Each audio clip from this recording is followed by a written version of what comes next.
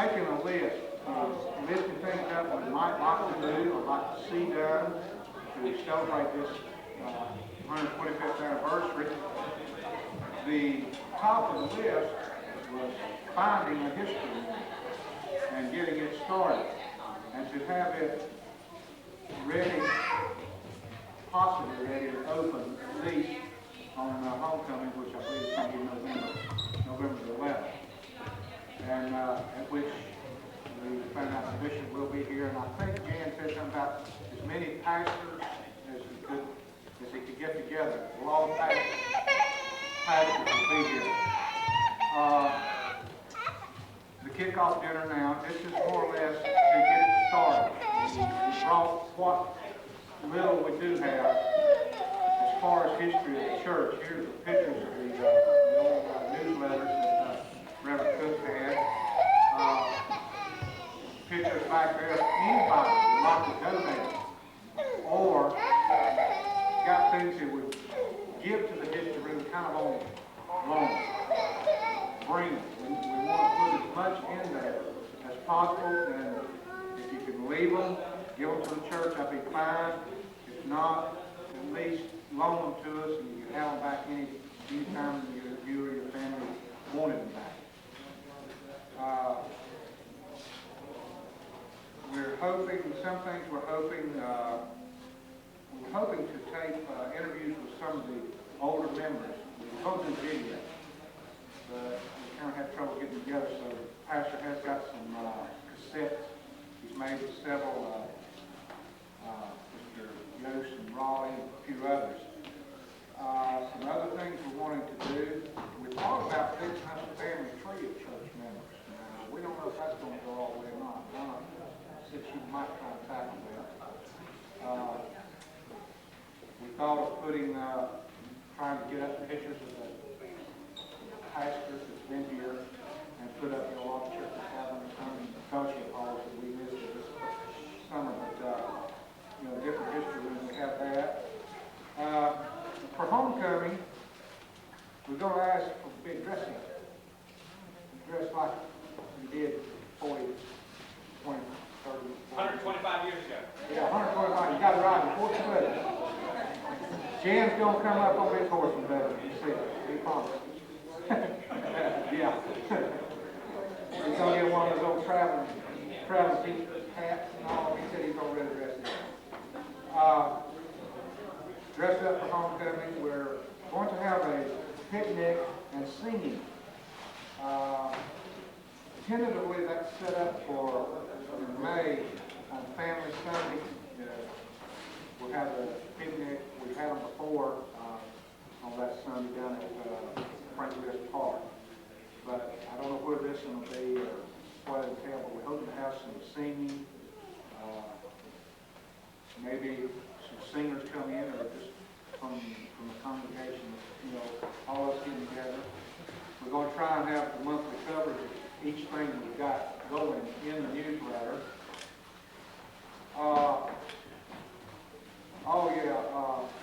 We said about featuring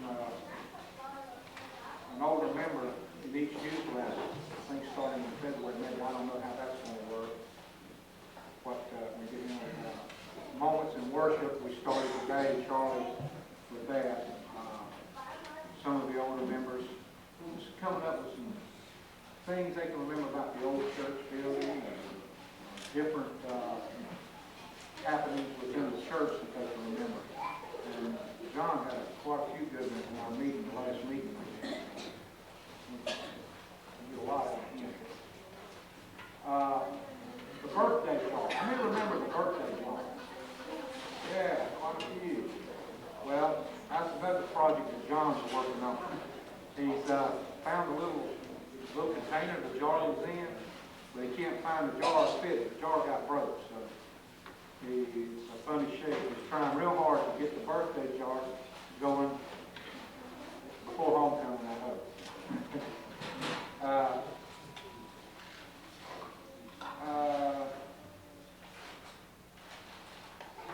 Another thing we thought about, we're going to have some type of logo for the 125th anniversary, so some special logo. John thought about maybe having t-shirts, selling t-shirts or sweatshirts, if anyone's, would be interested, kind of let us know. If you would be interested, we know what this project we can really go into. We've got some prices, which I think will be pretty good on the shirts if we're interested in doing that.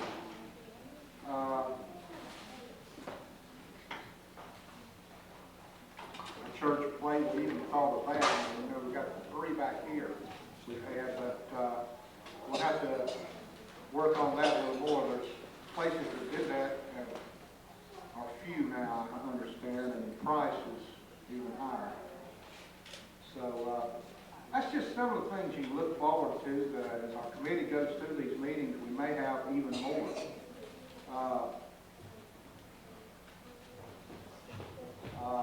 We even thought of them having a little medallion. I think we're going to have a logo on the medallion, right on the necklace or something like that. So there'll be a lot of things going on through the year, celebrating, leading up to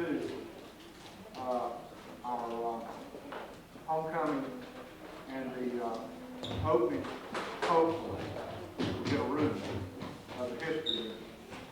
Now, this movie that I have here, I've been working with Billy Cook all week, trying to find these fins. People have told me that Brady had a lot of them. Bernard Troutman had quite a few, but undoubtedly they've all got put together in one box somewhere on Brady, and nobody can find it. This one I have is the only one Bernard made. It says Easter at the church on the front of the box.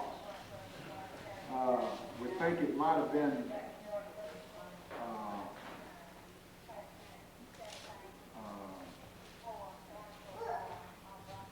especially because they had the kids coming out. I showed some of the kids coming out the side of the church, going around like they were coming in the front.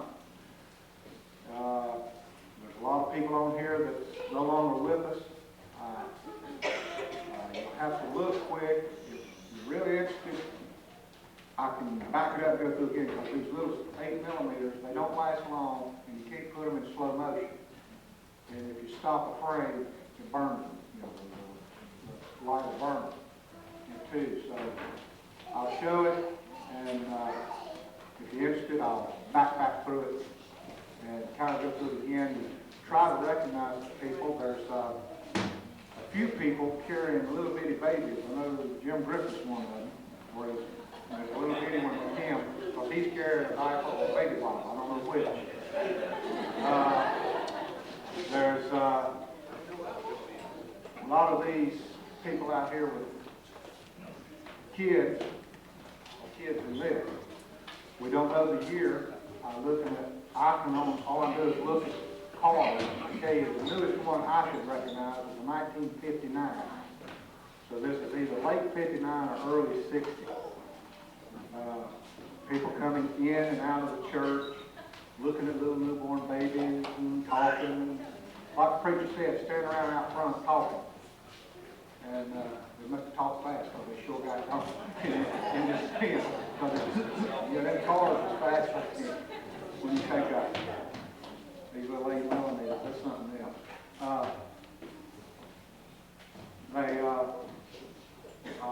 It shows the front of the church. I'm trying to tell you what to look for.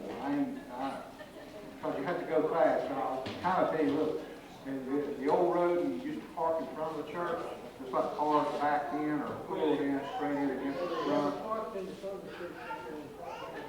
Yeah. Well, all these were made at the front, right at the front of the church.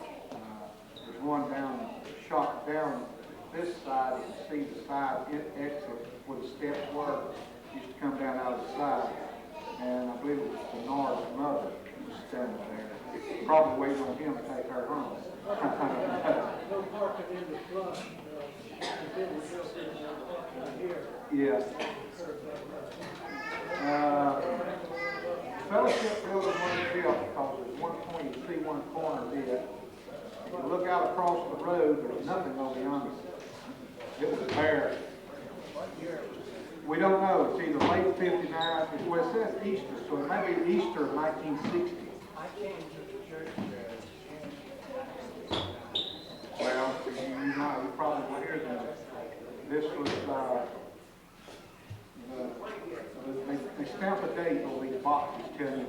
process by a certain time. It's this process by some month in 1960, so it's probably Easter of 60, I don't know. 1960, I'm sure. And this building was dedicated. This one here, okay. You can look out across and you see the Hendricks house, and one of that looks level all the way out across there. That's a quick shot to show the kids coming up the side. So I'll go ahead and turn this on. We'll have to cut the lights out. And like I say, it moves fast.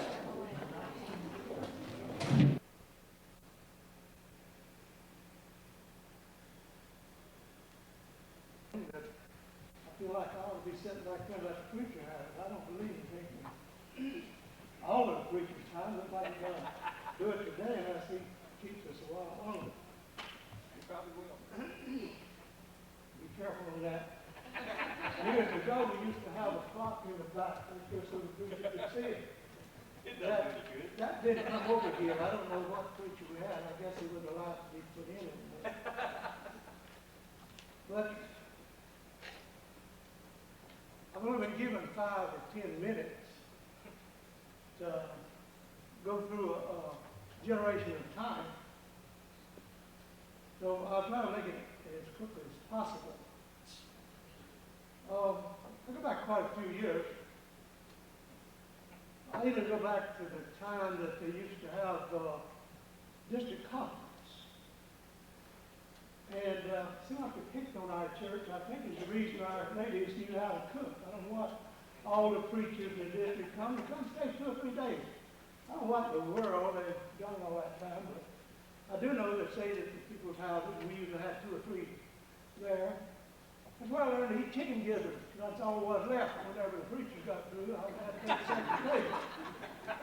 So my mother, she kind of got to the place she found out I liked chicken gizzards, so she got to taking them out before the preacher got a hold of them. So that's one thing they didn't get. I guess you'd say I've been in this church all my life. I was baptized in Mount Mitchell Church when I was only 2 weeks old. I joined the church when I was only 8 years of age. 2 other people at the same time, cousin George, younger brother Harry. You say that's a bit young. I'd say no. Considering what happened to them quite young. George dying tragically in a car wreck. With me at his side,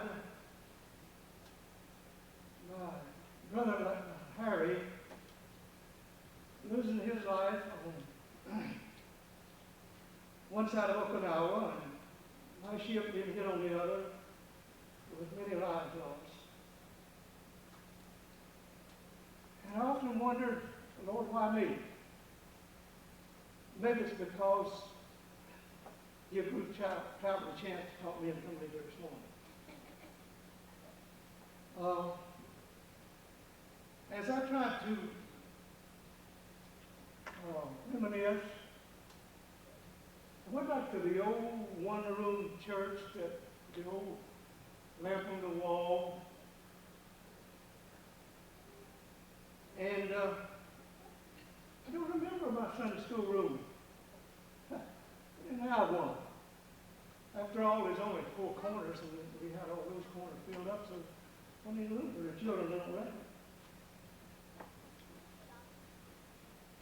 But then I remember in the mid-20s, they made it a big addition.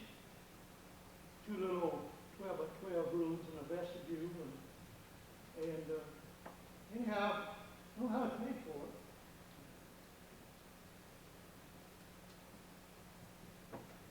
A lot of you probably remember Charlie saying something about the church being facing north and south. I'd like to read it now.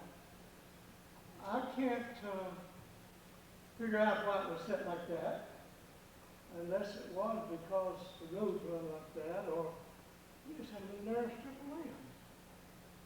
Since that time, we've averaged about 5 or 6 plots up until we bought this up here, we finally put them all together and made room to set a church like this. We really didn't have room. I guess maybe if you wanted to really try to find out, you'd have to go out here in the cemetery. And then people not talking. So we're just gonna have to guess what really happened. I dreamed about this and thought about it. I even wrote something down and can't even read it. I should have copied it off, but I didn't. Yes, I have some. But I thought maybe when I got up there, I'd ask my father or my grandfather, they were living to go back about 110 to 140 years. My grandfather was here when it was started. They probably know, but if I'm lucky enough to get up there, I'm not going to pass the chopper like that, but I'm going to be too busy shouting from the fact that I got in. I also remember we had a choir. Believe it or not, but we did. A pump organ. Clarence Stratton went up there leading the senior choir, or adult choir, whatever you want to call it. And there was another Clarence Stratton trying to lead the junior choir. That Clarence Stratton now is called it. So, I go like Coswell. I also remember the old wood stove. Some of you remember the big stove in the brick church, one stove. We had an old wood stove with an ash tray at the front. And one man or one boy, young man, who was supposed to have a saliva problem, he had to go spit in that ashes in front about 2 or 3 times. I just wonder what it does to the preacher. But nevertheless, no distraction seemed to bother us back then. It was all this one happy time. In fact, it was about all Kimball. In the mid-30s then, we really got rich. Would you believe we owned half of Midway at one time? So we began to sell that property. And we sold off enough property to build a new brick parsonage on Lang Street. A lot of you know where it is, some of you don't. We made an addition to the church and brick veneered it. They faced the highway. First time this superintendent come said that this thing looks like a warehouse, something I like that. I guess it did. It had a little belt out there, and we had a bell, and we still got it up there. Yet with all that luck, it didn't cost us anything to do that now. We had enough money to do it all, and we didn't have to raise any. Bunch of poor people. We were still poor. We couldn't afford a preacher, not a full-time, so we shared a preacher with 2 or 3 other churches, and that went on the way up in the 30s, till late 30s. We had one service on the morning, 11 o'clock, and next Sunday we had one at 3 o'clock. Boy, that'd be hard to keep anybody here at 3 o'clock with the races on the field and the ball games or something. So I don't know who, but we didn't have no television. In fact, we didn't even have no radio. So we had to make our own fun.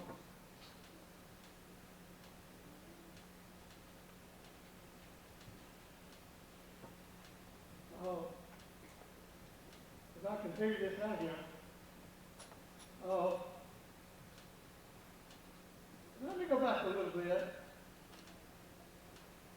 And I'm sure some of the older members of the church remember the split in the church after the Civil War. Now, we had the M.E. North and M.E. South and the Old Mother Church. And of course, Ray would know we unified this thing in 39. Also, you didn't find a Democrat in place. Maybe that's the reason it's M.E. North. I'm pretty sure it's M.E. North. Don't worry too much about it, but if I'm wrong, well, correct me on it. But I guess we went along with the North after the Civil War. So it's called M.E. North. But I'm glad we got rid of all that. In 39, got it unified.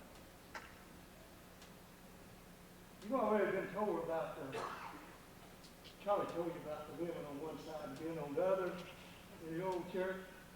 Well, that followed over into the new brick building we had over there. But we have 3 rows of pews in there. That caused a bit of trouble.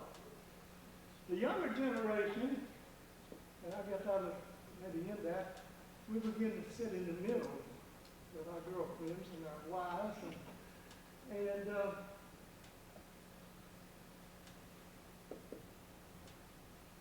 maybe that was the beginning of women liberation in this church, or the henpecked men. I don't know what that is. But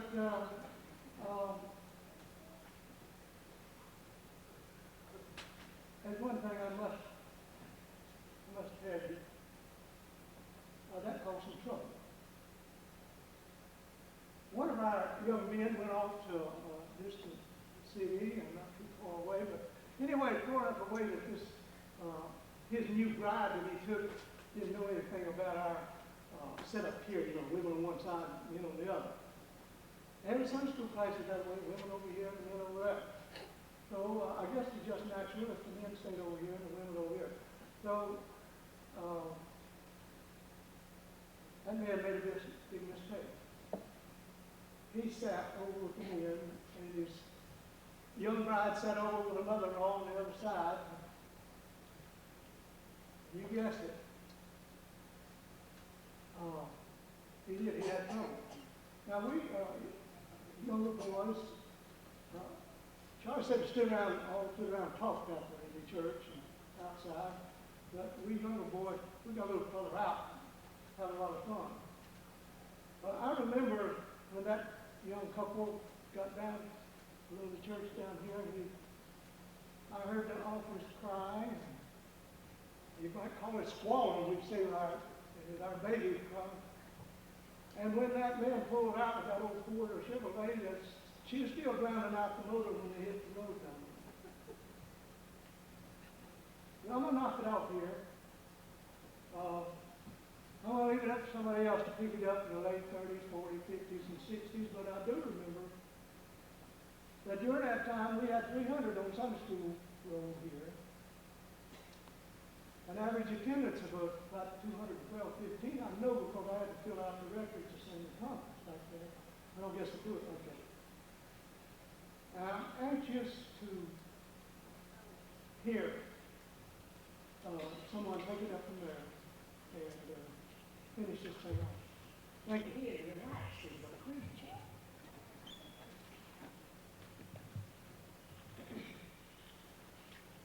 Memories of not Mitchell. Before I go into the memories of the church, I'd like to just say how thankful I am for my home, because there's where my memories begin. I had a Christian father, mother, grandfather, and grandmother, and a whole bunch of brothers and sisters that I love dearly. There were 9 of us, not right in the middle. And now our memories of Mount Mitchell began in the horse and buggy days. Our family being a large family, we had to have a 2-seater. We had a Surrey, and that was a beautiful thing. I was down proud of that, as people like Cadillacs now. We had friends all around the top, and we loved to ride in that Surrey from the church. If it was cold, we had lap robes. If it was rainy, well, we had lap robes or something to keep the rain from coming in. Our family was one of the large families, and it seems to me like the larger the family, the more love there is spread around. Some of our people had to walk to church. Estelle Kennedy did on that. My mother's parents' family was charter members of Mount Mitchell Church, and when it was organized, they met in the Ocean Schoolhouse for worship. That's down close to where Earl Wise lives now. We lived close to my grandparents, and they were devout Christians, and they always come to church, and I've never known anything else but go to church regularly. And I remember my grandparents, when we'd have a revival, they'd get happy. A lot of times I'd see my grandmother just waving her handkerchief back and forth. My grandfather wouldn't say a word, but he'd get up, walk up and down the aisle, clapping his hands, and just smiling, that holy smile. I joined the church when I was 10 years old, along with my sister Mary and Viola Spencer and her brother Homer, which is my cousins. We didn't have confirmation classes back then, but we went down next door to Keller Church for catechism, or however you say that. We studied Bible verses, and one of my favorite verses is 2 Timothy 2:15. Study to show thyself approved unto God, a workman that needeth not to be ashamed, rightly dividing the word of truth. Being a member for near 70 years, I feel like I'm rooted and grounded in this church. That reminds me of a story told about a community who had two churches, a Christian church and a Methodist church. They didn't have a very large congregation, so they decided they would merge. Everything went all right except one old Methodist. She said, my parents were Methodist, my grandparents were Methodist, and I've been a Methodist all my life. And now nobody's going to make a Christian out of me.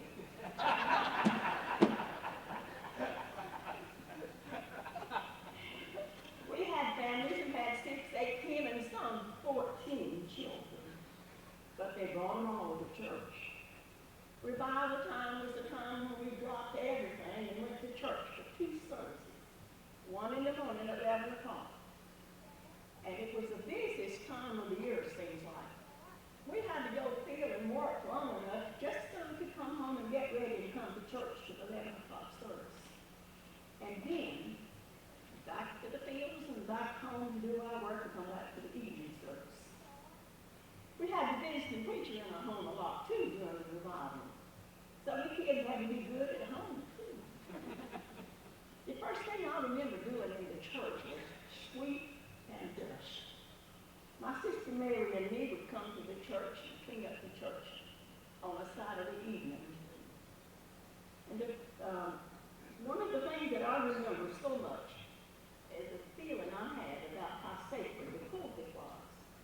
Because Mother would tell us when we left home, be sure you dust everything good in the pulpit. Then I felt like the minister was a very special person too, somebody we should look up to.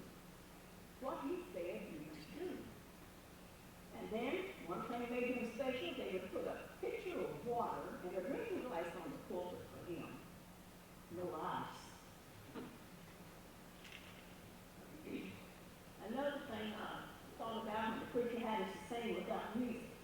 We had no music at the beginning of our church. So whoever led the congregation would pitch the tune with a tuning fork. Then when we purchased another pump organ on about 1916, then after that we had a choir. Choir was on the right of the pulpit, amen corner on the left. When the preacher began preaching a little louder, pounding the pulpit a little harder, you could hear not one amen, but lots of amens. Then later, before we left White Church, we purchased a piano. And the first time I ever heard the song, How Thine Own Way, Lord, Clarence Stratton sang a solo, and his wife Loma played the piano. I thought those were the most beautiful words that I'd ever heard. By the time I was 12 years old, I began to try to teach Sunday school class. Some of the children in there were just about as old as I. And believe it or not, I played that old pump organ for Sunday school song too. Then in the 30s, when we moved over into our other church, which was the first old brick church I had, I joined the Ladies' Aid Society. We had to pay 10 cents a month for our dues. I remember having the secretary job, and in that book is written where we ladies loaned the official board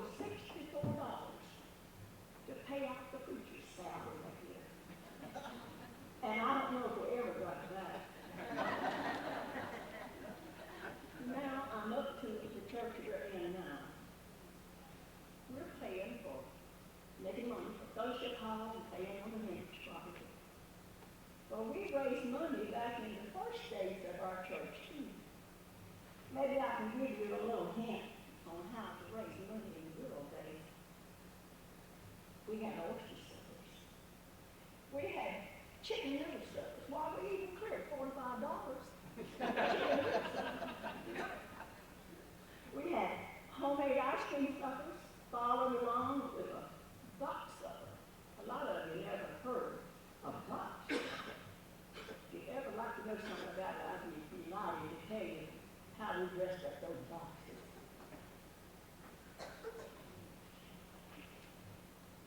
We made quilts and spreads to sell.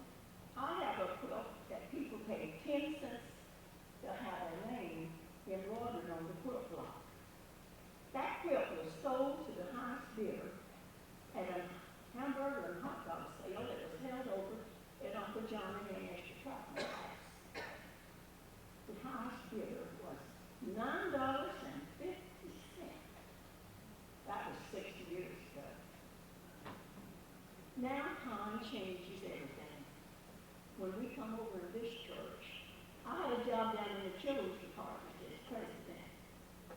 And I remember we had 80 children on the road, and that was from cradle roll up to 6 years. We had so many juniors, we had to separate the class, and we put the boys in one class and the girls in another. My brother Bill taught the boys, and his wife Helen taught the girls. But I was fascinated with the children, always have been. And I loved to work in the children's department. And I knew every child from the cradle roll on, every woman by name. And now there's so many new people that we're so proud to have that a lot of the children, I don't even know their names. I'm especially thankful to all who have gone on before, who led us in the way of the Lord. For the times that I've knelt at home for family prayer and Bible reading, that message from the Bible is needed now more than ever. I think I know a little something about what John Wesley felt when he said, I felt my heart strangely warm. May the Lord help us do what we ought to do. Thank you, and God bless you.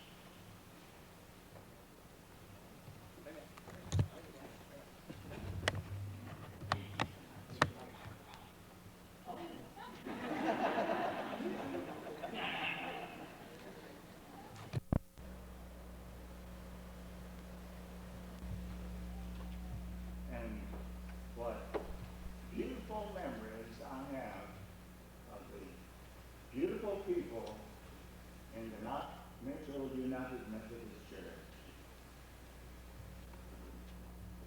When I was first asked to make a report about my experiences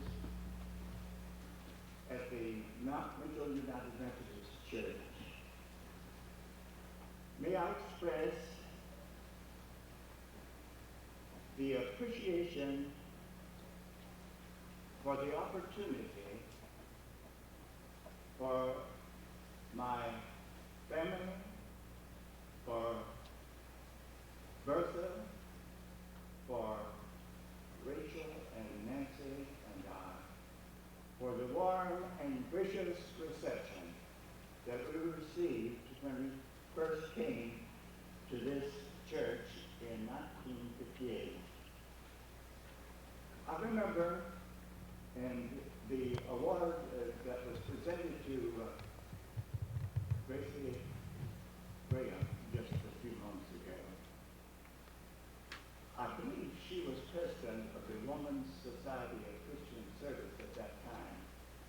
And she handed me at the fellowship meal and reception in the fellowship hall a little folder. And on the outside, it was a symbol of two men clasping hands like this. And underneath it said, welcome. That has lived with me ever since. And what a beautiful expression. And did you know where that expression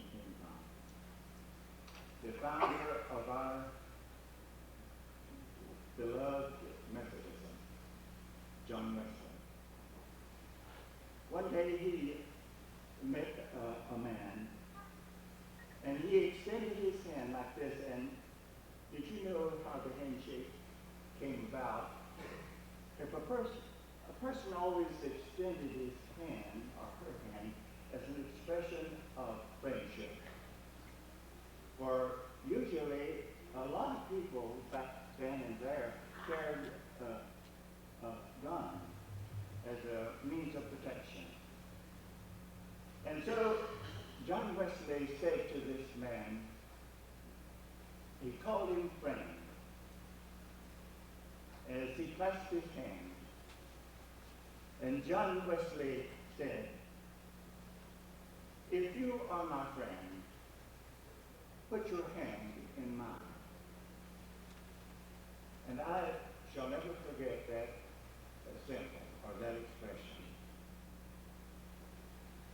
One day, a man was stopped on the street, and this poor man who was in need asked him, he said, Mister, would you give me a quarter? And the man reached in his pocket like this, and he said, I'm sorry, but I don't have a penny on me. He left his pocketbook at home. And he said to the poor man, he said, friend, I regret that I don't have anything to give you today. And the man turned to him and said, oh, mister, listen, you have given me more than money. You have called me friend. And let me say that I don't believe that I have ever met a more friendly and gracious group than at Mount Mitchell. I remember well, in 1958, I was at the Ryan Heights Methodist Church in Lincoln at that time. And I knew that I was going to be transferred. So I went to the annual conference held at Lake Alaska. And I had no idea where I would be appointed because a few years ago, they began telling ministers in advance where they were going or about where they were going. Before reading the appointments, which had been customary to read the appointment of the ministers to the various churches in the Western North Carolina Conference on the last Sunday, on the last day of conference, which was a Sunday. And I wondered where I would go. I never asked for a change. I left that up to the cabinet.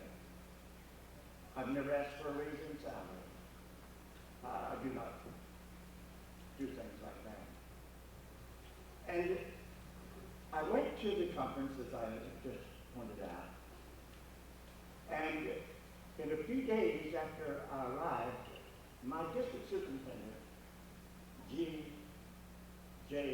Hudgen of the Gastonia district, a wonderful person, called me into the church office and he said, Ray, you are slated to go to Mount Mitchell. And I hesitated.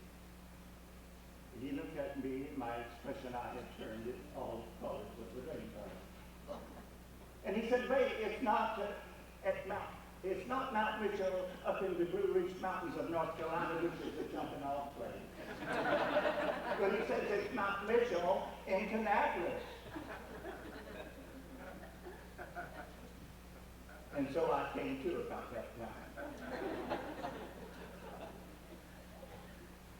And so I came to the United Methodist Church at Mount Mitchell in Kannapolis in 1958. And so we lived in the old parsonage that was on 1308 Lane Street in Kannapolis. And we liked the parsonage. It's still there, and every time I pass now, I have a nostalgic feeling for the parsonage. I enjoyed the setting, the parsonage. And then we hadn't been here very long before Bertha and I came over to look at the church. And when we came, I think both of us said it at the same time, oh, what a beautiful church. And it is. I think this is the most beautiful church that I've served, and I've served quite a number of churches, and they have been beautiful. But this is so situated.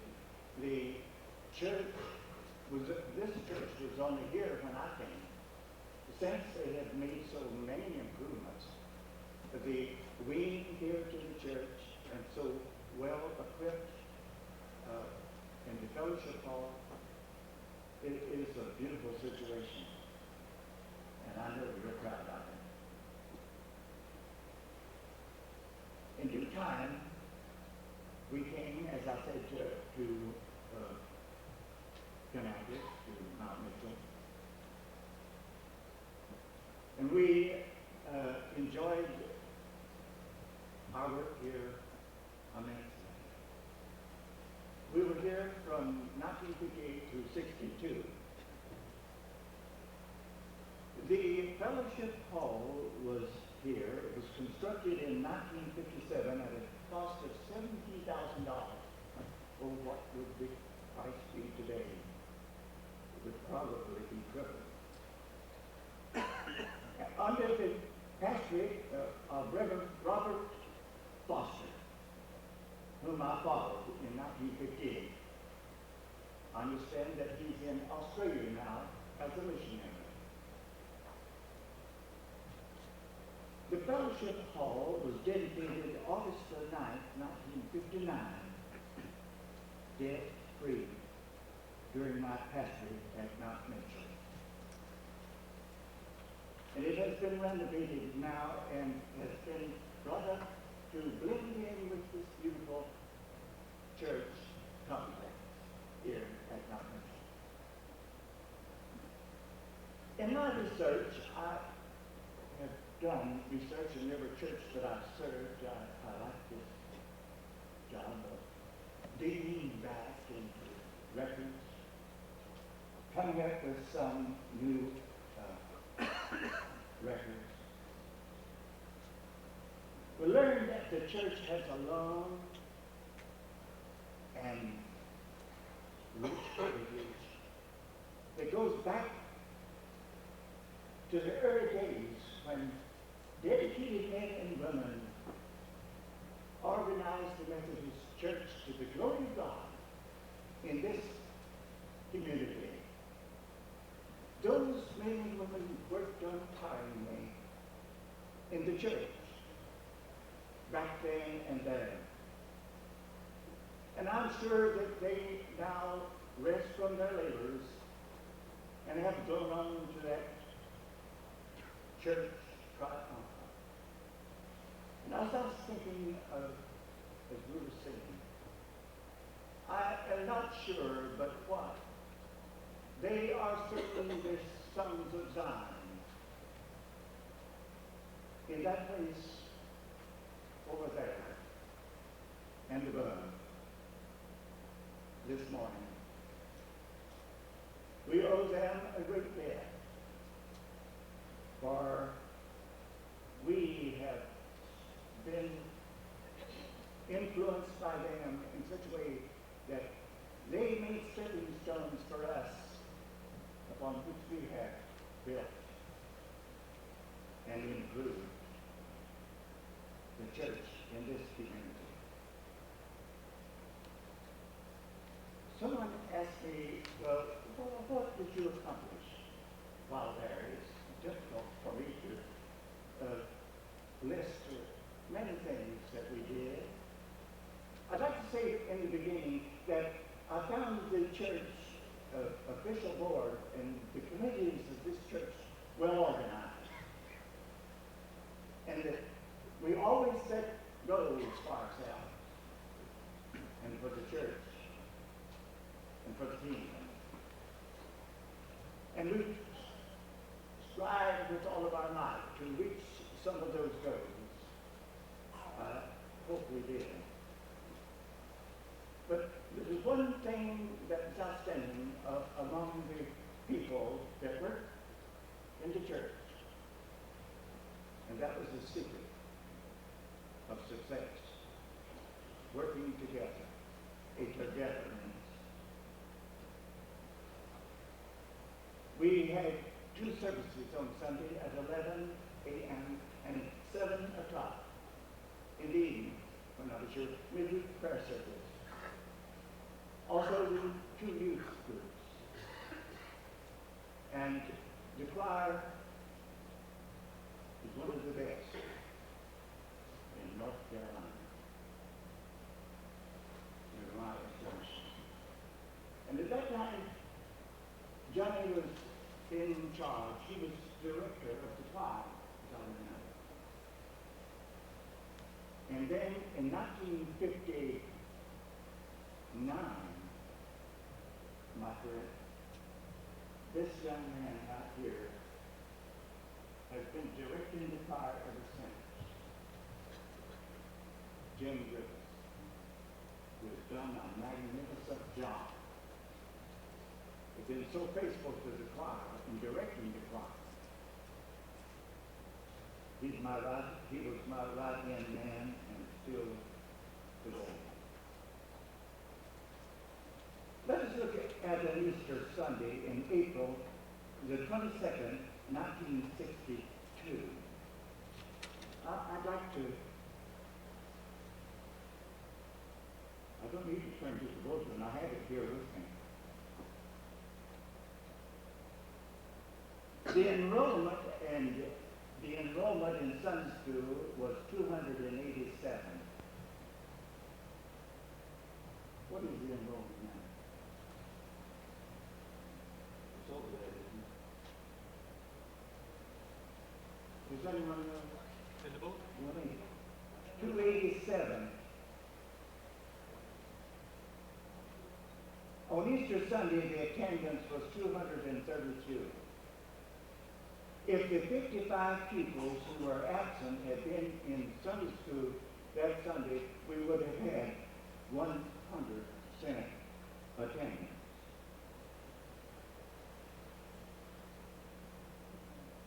Now, we stressed Christian education in the church while I was here, and I'm sure it's been carried on ever since. We attended leadership training schools, that is for teachers, I included. We had mission study courses. We showed films on missions, and we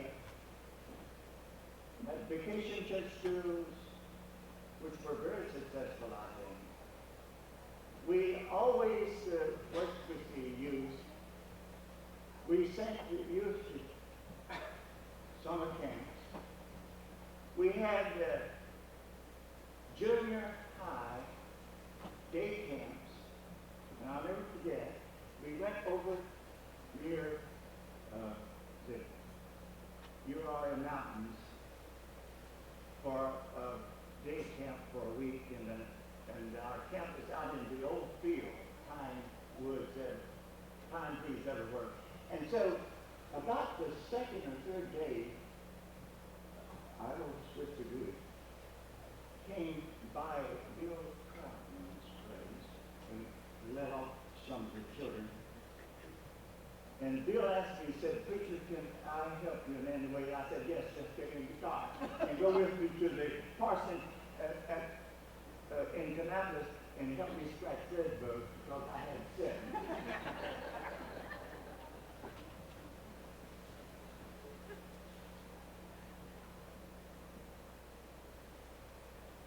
The church man, while I was here, I think it was in 1962, we wanted to beautify our cemetery.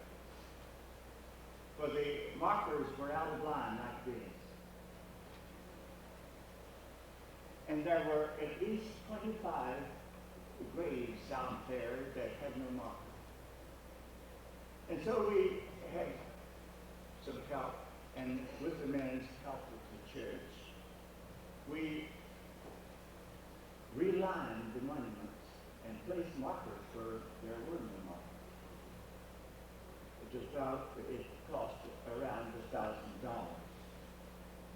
And we were happy to do that. I'd like to point out a few facts here, if I may. Now tell me when I'm supposed to quit. This is a bulletin from Sunday, September the 21st, 1959. My sermon theme that Sunday morning was the touch of faith. The calendar for the week was Sunday at 5 p.m. youth meeting, 7 p.m. songfest and sermon. The Sunday evening service was informal. Wednesday, 6:30 p.m. prayer service for all ages. 7:15 p.m. choir practice. Coming event September 28th, a play explaining the meaning of Worldwide Communion Sunday. October 2nd, Annapolis night at the Billy Graham Evangelistic Crusade in Charlotte. October 5th, observance of Worldwide Communion. At 3 p.m. that afternoon, there were a mass meeting on higher Christian education at the First Methodist Church in Salisbury. October the 19th, Layman's Day at the church, put on by a group of men from the church. October 8th, loyalty dinner and meeting on higher Christian education in the fellowship building. October 24th, 25th, and 26th, weekend revival. Commission on Missions urged all who have usable clothing to bring same to the church. I'd like to say that while I was here and this fund has been continued, that we saw the need of having a fund to help anyone in the community who were in dire need. And we like that idea. Now this bulletin is April the 22nd, 1962, and my theme was, and the dawn came up like thunder for Easter. Today, 5 p.m. NYF meeting, 7 p.m. Easter Sunday evening service, an Easter film entitled The Gate to Glory. Wednesday, 7:15 choir practice. Thursday, fourth quarterly conference will be held at 7:30 p.m. Reports will be given at this meeting. Sunday, April the 29th will be the last Sunday you can have your name placed in the special Mother's Day bulletin. District Mission Society meeting April 30th at 6:30 p.m. at Everest Methodist Church in Concord. And then, lastly, the worship service for May the 27th, 1962, baptismal service, sermon, received up into glory. Today, 5 p.m. NY meeting, 7 p.m. film strip on world service. Wednesday, 6:30 p.m. prayer meeting, 7:15 p.m. choir practice annual conference, June 6th to the 9th. See, this is coming down to my last little while here. Annual conference, June the 6th to the 10th. Congratulations to those of our fine young people who graduate in the year of our Lord, 1962. Harold Walter and Ruth Stylewall, Winehoff High School. Rachel Cody, A.L. Brown High School, Annapolis. And Rachel, after we left here, she came back to teach and has been here ever since. She has been teaching in the same system for 20 years in Annapolis. Let me say, she was in this church for many years after my wife and I left here. And let me say this, I always knew that Rachel, our youngest daughter, was in good hands. And I appreciate what you did for Rachel. And I'm sure she is grateful too. To you too. Annual Vacation Bible School, June 11th through the 15th, 5:30 to 7:30 in the evening, Monday through Friday. The theme was the study of the Bible. The pastor is in the midst of preparing file reports to the annual conference in 1962. And let me say this, the Mount Mitchell Church always met their budget in full. And I going to turn these over to Ruth Troutman, who is working on the 125th centennial celebration. Let me say that this church is to be commended for all that they mean and have done. We can say that the Mount Mitchell Church today is a strong and growing church, carrying on a full program of activities in all departments of the church. The beautiful cross and flame of the church marker serves as a constant reminder to all who pass by this beautiful church of the commitment to the risen Lord and his living presence in our midst and the world.